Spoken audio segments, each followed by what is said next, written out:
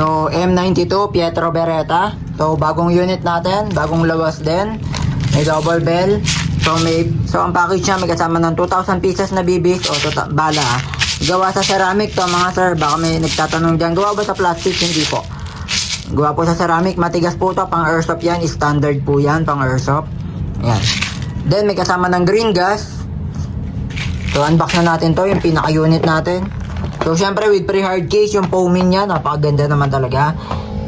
So pag nakarating sa inyo to, sa mga gusto mag-order, message lang sa FB page ko or Facebook page, Chris Airsoft Toys Club. Then meron din cleaning rod, package na yan. May kasama na rin cleaning rod, pantanggal ng bara in case lang naman na magbara yung bala.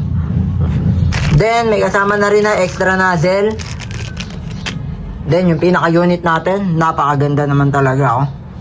So karga lang natin ng bibis o bala. So iba lang yung magazine niya, no? So pakita ko lang din. Hindi siya tulad ng ibang magazine na dito sa ilalim nagkakarga. So dito siya sa, wait lang, ayan o, nalalak din siya sa ilalim para madalian kayo magkarga.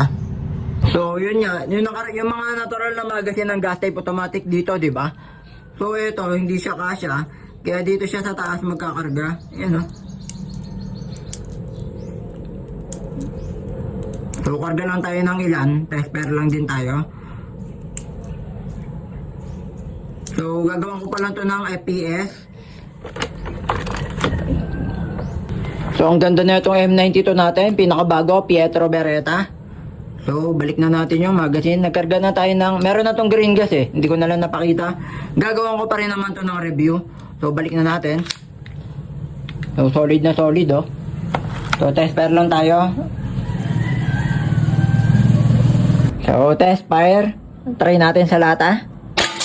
Yun taob gagad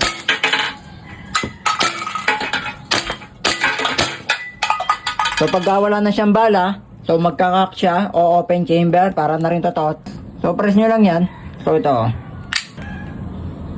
So sa mga interested, message lang tayo sa Facebook page ko.